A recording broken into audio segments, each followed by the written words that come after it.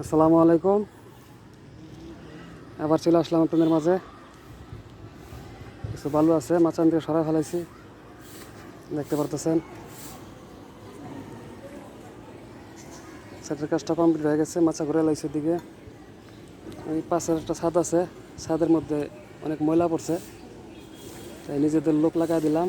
এই যে আমার কাকপুরে আর হেলিকপ্টারের সুবিধা, যে সব পরিষ্কার করে দেওয়া হোক। কারণ কাজ করে কারো কথা শুনতে রাজি না, কারো গালাগালি শুনতে রাজি না। কাজ করুন সুন্দর, জায়গা রকম সুন্দর পরিষ্কার, এটা হলো আমার কাজের ধরন।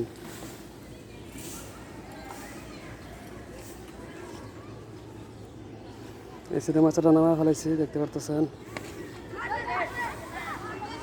এটা হলো আমাদের মাছা,